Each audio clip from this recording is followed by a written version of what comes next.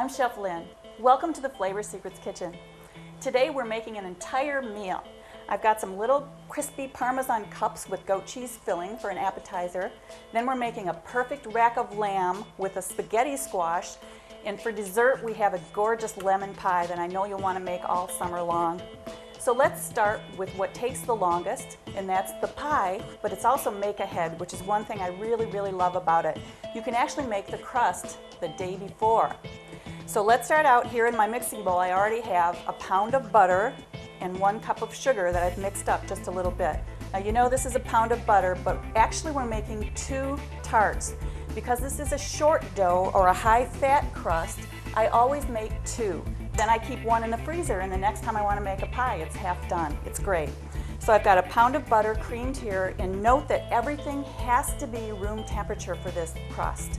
So I took all these ingredients out the night before. If you forget, you can always zap your butter for 20 seconds in the microwave to bring it to room temperature, and you can always warm eggs in the shell in hot water. So now I'm going to turn this on, and one thing that's really important about this crust is that you do not aerate it. You do not want to whip it on high speed because that puts air into it or aerates it, and it will blow up in the oven then, and your crust won't look as good. So on low speed here, I've mixed my butter and sugar together, and I'm putting in 1 egg plus 1 yolk. So it's basically 1.5 eggs, and that's mixing together. Now I'll turn that off for just a second while I show you the next ingredient because it's kind of special. This is called a sieved egg. What I did is I hard-boiled 2 eggs, and I've got the hard-boiled yolk only inside a sieve. And then all I'm going to do is push this through the end. Now just as an aside, you might notice this beautiful flaky stuff that's coming through the other side of the sieve. That is so pretty, and it makes a beautiful garnish for something like green asparagus. The only thing you have to keep in mind though is once you put this down, you can't move it. So you have your asparagus all ready, and just before you take it to the table, put on your sieved egg. Now I want to take a spatula and just take the sieved egg off the back of the sieve and then put it in to my mixer bowl and mix it in. The only other ingredient is cake flour. Cake flour, remember, comes in a box, not a bag, and you'll find it in the baking aisle around the regular flour, but in a box, not a bag. I want to stir this as little as possible, so I'm going to go ahead and put all the flour in at once. What that means though is if I don't cover it up, I'll have flour all over the kitchen. So let's put some plastic on this and mix this on low speed until it all comes together. Once your dough is mixed up, you're going to want to get in there with your hands and really press it together, and then you can just dump it right out on a clean counter. Make sure you have a tart pan that's 2 pieces like this. If it's 1 piece, you're going to have a heck of a time getting it out of there, and I don't ever use those anymore. In fact, I don't think they even make them. So if you have your grandma's pie tin, it might be the time to get rid of it and get one of these that has 2 pieces. It's real easy to just pop your tart right out just like that when you're finished. So now what I usually do is make kind of a rectangle here so I can see where the halfway point is for my dough, and I know I'm going to use about that much of it for this tart and this one for a tart in the future. Like I said, it's a high fat ratio dough, and so it freezes really well, and I highly recommend making 2 at a time. So now we just have to get this into the pan. This is a great recipe for people who are afraid to roll out pie dough. All you have to do is press this into the pan. Use the palm of your hand and try to make it even all the way around, and make it just under 1/4 inch thick. Again, try to make it even as you can all the way around so that it'll bake evenly. Then we have to get it up the sides. So here's how I do that. I put a lump of dough here and then press down with my thumb and then press against it with my finger. And that way I can control how thick this will be, and I can make a beautiful edge. If you take your thumb and push down like this, you get a real clean edge along the top, and it's just beautiful. The other thing you want to be careful about is that you don't have a real thick part right here, because that's not attractive, and you don't want to have just kind of a big gob of crust anywhere. You want the crust to be even down in this little dip right here. So just keep putting the dough in to make the crust until you've got the entire pan covered. So take as much time as you need to put that together and make that absolutely perfect around the edge. Remember, this is the part that your customer is going to see, your guest.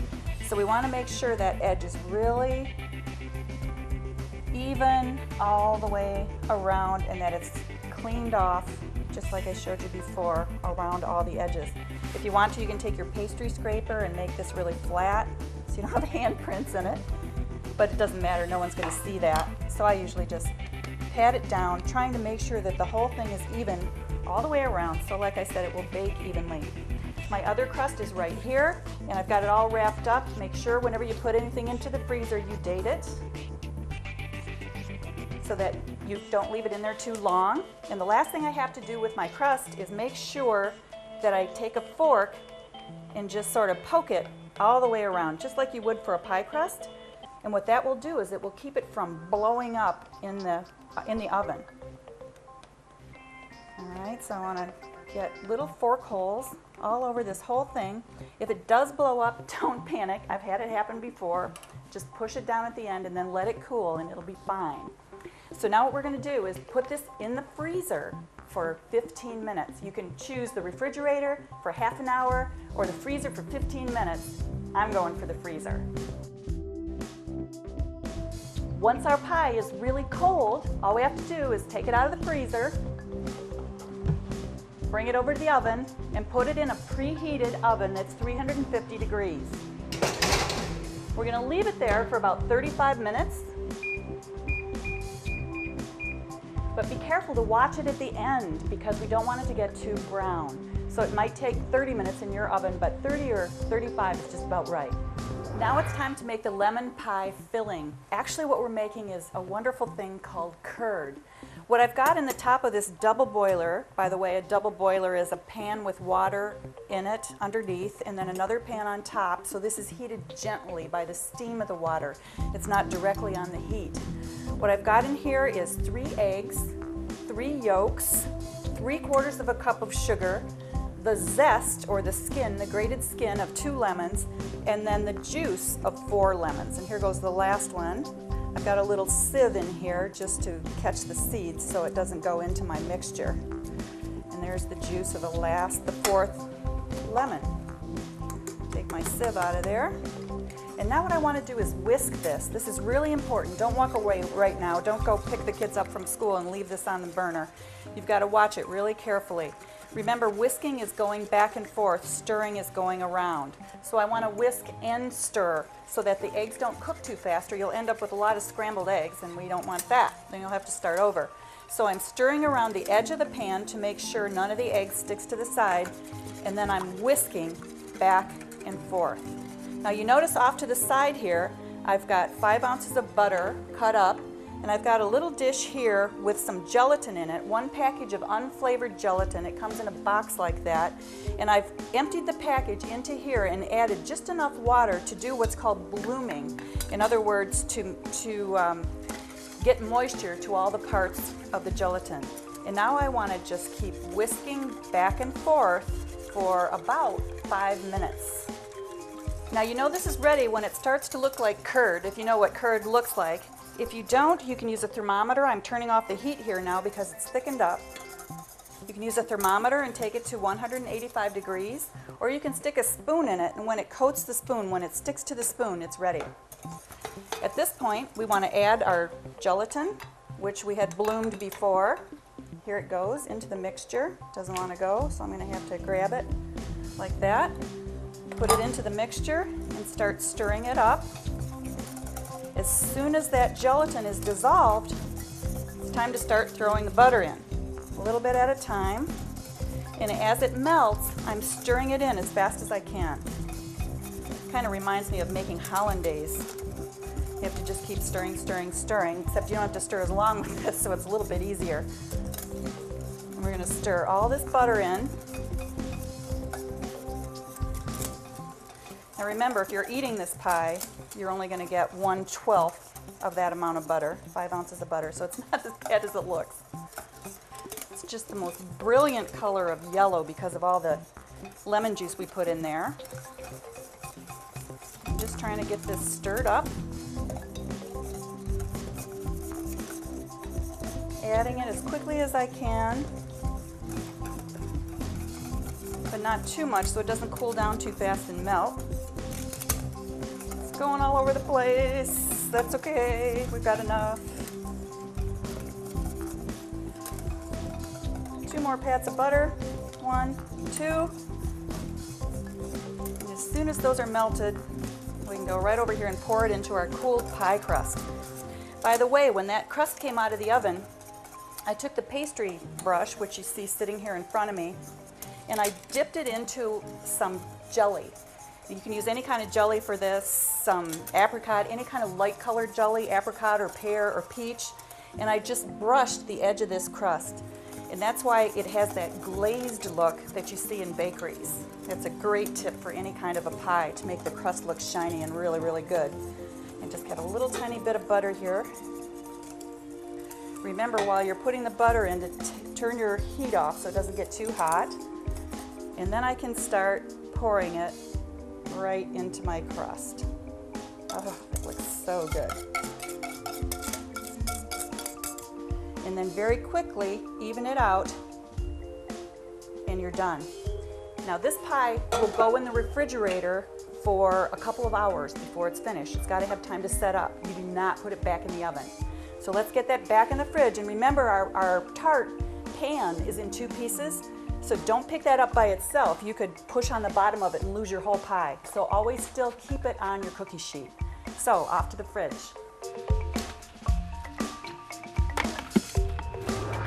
Our dessert is already ready, so now we can get started with the main part of the meal. This is a spaghetti squash, and you'll see why later when we open it up and get ready to scoop it out. Very hard to make. All you have to do is peel off the sticker and get rid of it, take a heavy knife and whack it. This is the fun part, 3 times.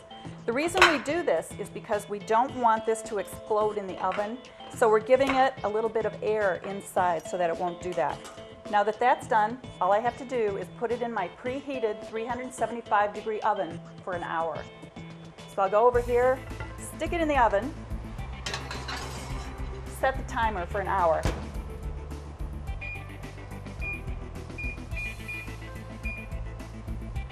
And that's it.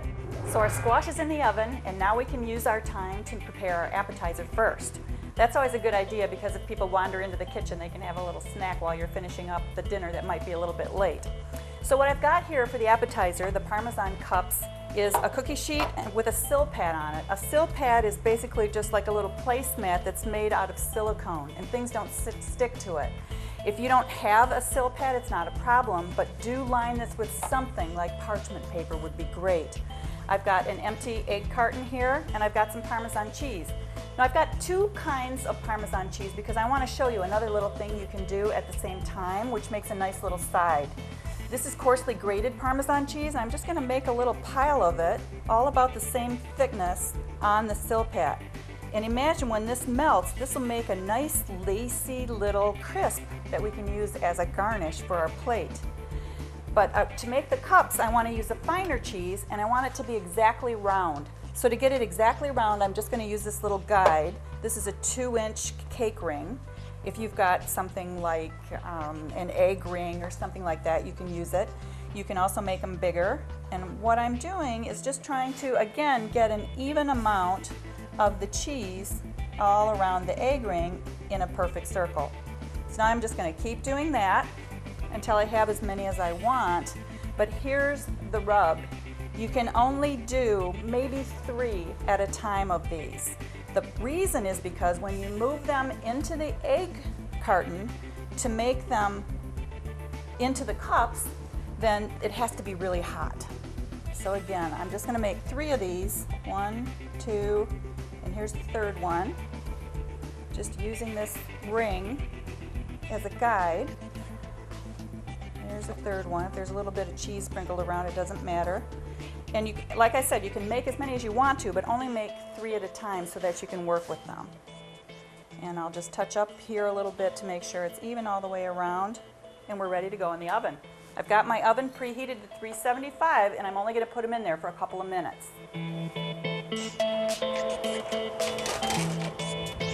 Now it only took a couple of minutes for these to melt, As soon as they start browning around the edges, you want to take them out of the oven. In fact, you can even let them get a little tiny bit browner than this if you want to. Have your spatula ready because you have to move these right away before they start to harden up. And all you do is transfer them over here into the egg cup. And then as it hardens, it'll make a little cup. This one's being a little bit pesky. There it goes. Here's the next one. Press it down. A little spoon comes in handy for this. You can see you've got a nice little cheese cup with a little ruffled edge. This one over here that was the coarsely grated cheese, we're going to leave just like that on the Silpat and let it harden. And you'll see how it turns into a nice little crisp in a minute. There we have it. Now we just have to wait for those cups to cool. As soon as your Parmesan cups are cooled, you can put in your food processor a few ounces of goat cheese and then the knife blade, which is this one, and whip it all together with just a little tiny bit of heavy cream. Put it in a pastry bag. Pastry bag always comes in handy. If you don't have one, you should get one. Pastry bag with a star tip on the end. Now I'm pushing all the goat cheese down there, making sure it'll come out okay. And then I'm just going to pipe this into my little cups. As simple as that. You can leave it just like that. Next time it comes up, I'm going to grab it. Oh, I couldn't. All right, then we're just going to lift them out of there, put them on our serving dish. You can leave them just like that, as I started to say, or you can take a little bit of chive and make a cute little decoration, like that. And there you've got some little bite-sized crisps to serve to company. Or for yourself, why company? I think everybody should make hors d'oeuvres for their family because it makes them feel special. There we go. Some cute little bite-sized Parmesan crisps. Our hour is up on the squash and I've just taken it out of the oven. You know it's done if you can stick a fork in it easily, so I know that's just perfect. Now I want to get my rack of lamb going. This is a whole rack. Every lamb has 8 ribs, but sometimes when you buy a rack, this little bone here is broken off or cut off because the butcher slipped or whatever. So you want to make sure that you have all 8 when you buy it, because then you'll have a nicer presentation for everyone. I want to take the raw meat and put some salt on both sides, right on the raw meat, and then I want to put some mixed pepper all over. Now some of this is going to come off in the oil, so don't panic. I've got some olive oil in the pan here. I'm just going to put this pan into the hot oil. I'm checking to make sure that the oil is hot enough, and then I'm moving the lamb around so that it won't stick. This way the lamb gets coated with oil. Now don't move it.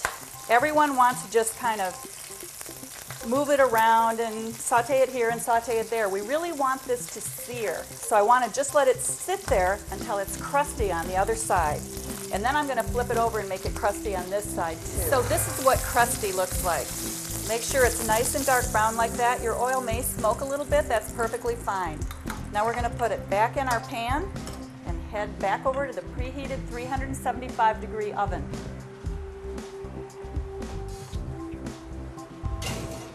This will stay in there for 20 minutes. So here we are at the final scene. We've got all of the elements of our meal together here. We've got our rack of lamb. I took this out of the oven, and really you should let it sit about 10 minutes before you cut it. We don't have that much time because we're too hungry, so we're going to cut it a little bit soon.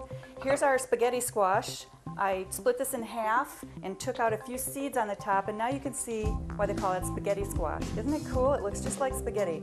I'm going to scoop that warm squash right over onto the plate. And spaghetti squash can be a little bit bland. So to finish it off, I'll add a little bit of vinaigrette. I'll add some cherry tomatoes, which are always great to eat with spaghetti squash, and the contrasting color is really pretty. And then I'll give a little stem of oregano there just for color also. Now we want to put our lamb over there. I'll just cut right through between the ribs. This is perfectly medium rare. If you like yours well done, then leave it in the oven about 3 minutes longer. But this to me is just perfect. A normal serving for one person would be 2 to 3 chops. So we'll just leave 2 there for now. And we've got our pie over here all cut and ready to go. I'm going to garnish that with a little bit of mint. which is always nice at the table because it smells so beautiful. And then at the last minute, you can put some pretty berries on there, blackberries, blueberries, raspberries. More is better than less. So there we go, we've got a beautiful piece of lemon pie, our spaghetti squash, and a great rack of lamb. Hope you'll give it a try. I'm Chef Lynn.